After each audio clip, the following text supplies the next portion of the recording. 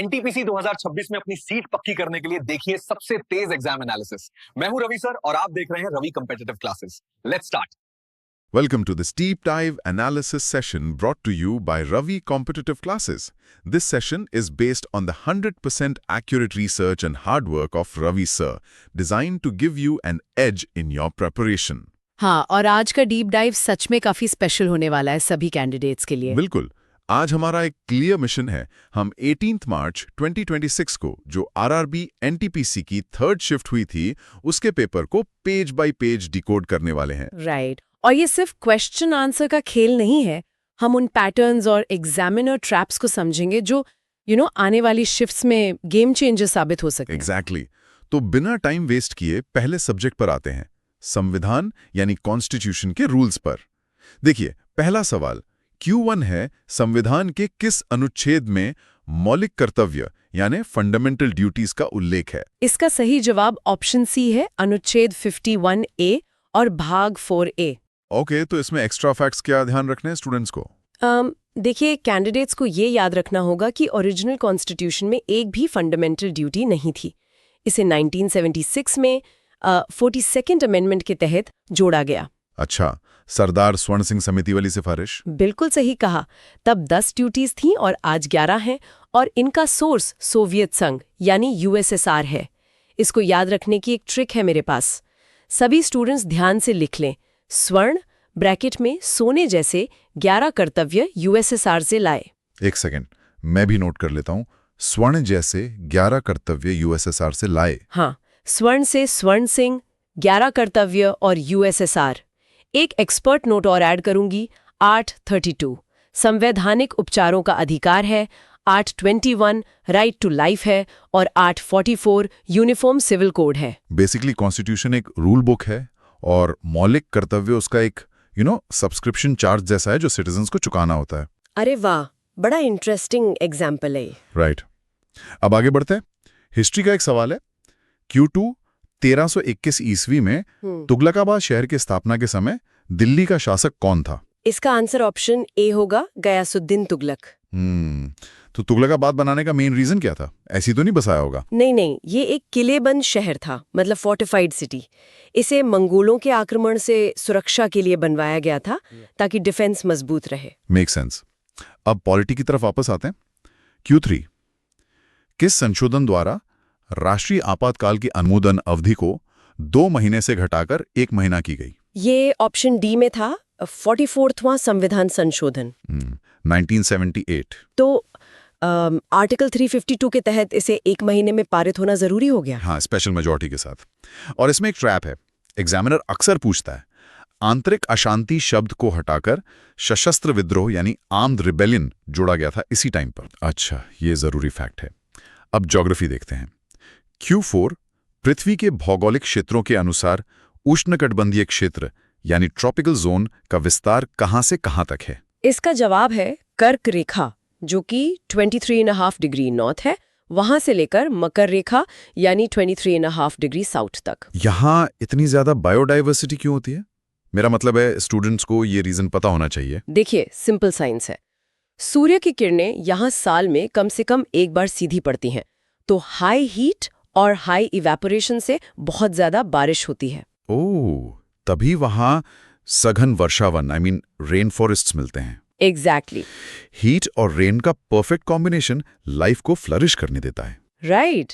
अब हिस्ट्री का एक बड़ा इंटरेस्टिंग क्वेश्चन है। Q5 1882 में महिला आर्य समाज की स्थापना किसने की?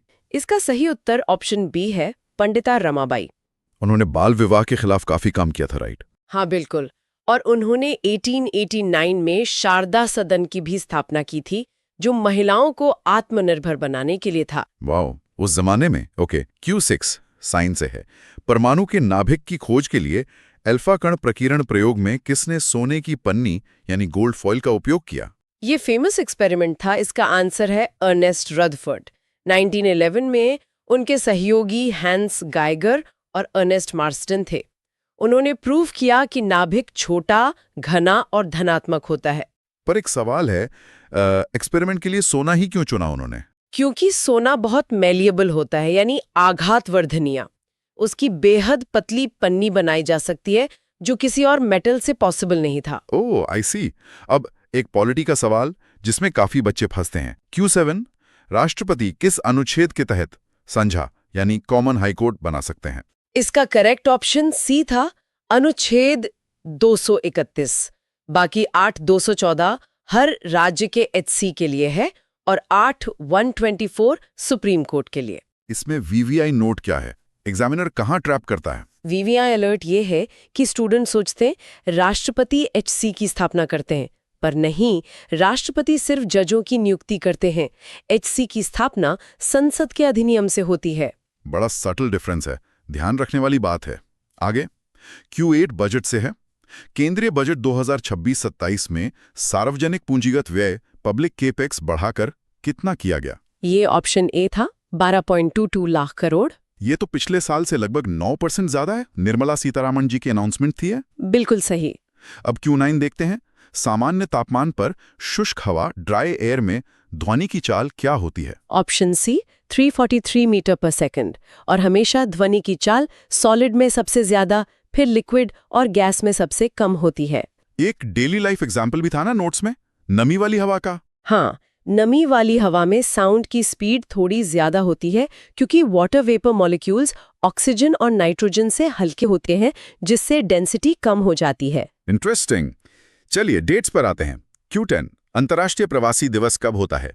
आंसर है 18 दिसंबर और 2025 की थीम थी मेरी महान कहानी, संस्कृतियां और विकास। यहाँ एक टेबल अलर्ट भी बनता है। बिल्कुल, टेबल अलर्ट में नोट करें, भारतीय प्रवासी दिवस 9 जनवरी को होता है, विश्व शरणार्थी दिवस 20 जून और UN डे 24 अक्टूबर को। Perfect.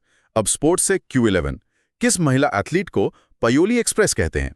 Option D PT Usha. इन्हें IOA की पहली महिला अध्यक्ष भी बनाया गया था ना? हाँ, ये एक VVI फैक्ट है और ट्रैप से बचने के लिए याद रखें, हिमा दास धिंग एक्सप्रेस है और मैरी कॉम मैग्निफिसेंट मेरी। राइट। Q12 एनर्जी से है। भारत का सबसे दक्षिणी परमाणु ऊर्जा संयंत्र कौन सा है? इसका जवाब है कुदानकुलम, जो तमिलनाडु में है। ये सबसे बड़ा भी तो है। बिल्कुल, 2000 मेगावाट से ज्यादा की कैपेसिटी है।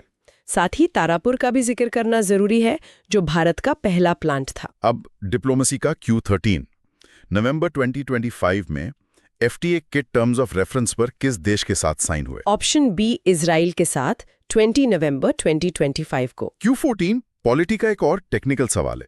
राष्ट्रपति किस अनुच्छेद के तहत SC यानी अनुसूचित जाति को विनिर्दिष्ट करते हैं? इसका आंसर है अनुच्छेद 341(1). और बाद में इसमें बदलाव राष्ट्रपति नहीं कर सकते, राइट? एग्जैक्टली। लिस्ट में बदलाव केवल संसद यानी पार्लियामेंट कानून बनाकर ही कर सकती है। अच्छा, Q15 पर चलते हैं।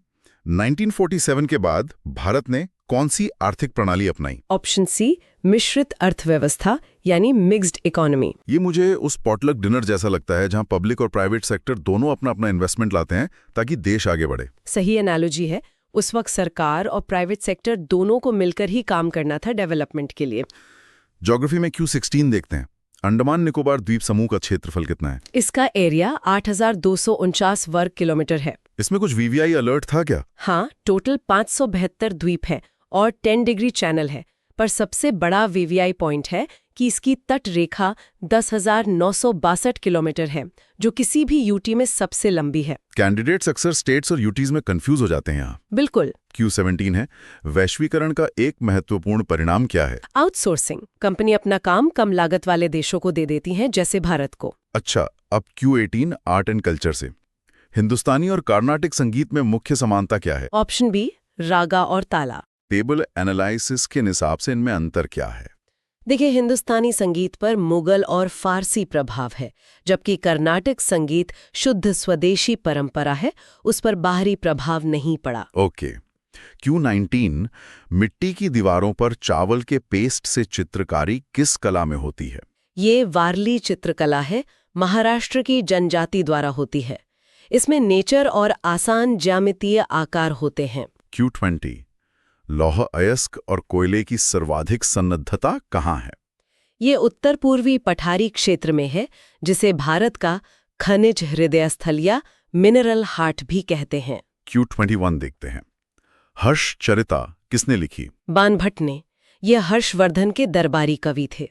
Q22 एक हिस्टोरिकल विद्रोह पर है।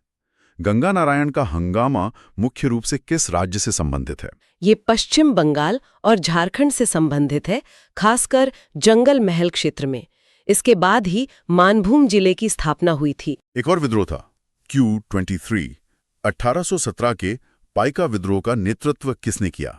इसका उत्तर है बख्शी जगाबंधु। वो खुर्दा के राजा के सैन्य प्रमुख थे। टेक्नोलॉजी का एक महत्वपूर्ण सवाल, Q24। पहला माइक्रो प्रोसेसर इंटेल 404 कब लॉन्च हुआ? ऑप्शन ए 15 नवंबर 1971 को। ये 4 बिट सीपीयू था जो बासिकम कैलकुलेटर के लिए बना था।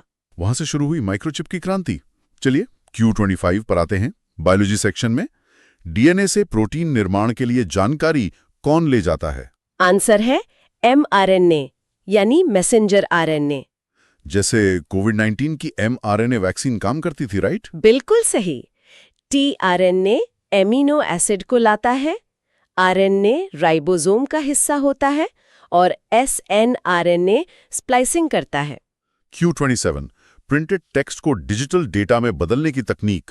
OCR optical character recognition. Q27 अरब लीग के 2024 शिखर सम्मेलन में साखिर घोषणा किसने जारी की? ये बहरीन ने जारी की थी। अब आखिरी कुछ सवाल बचे हैं।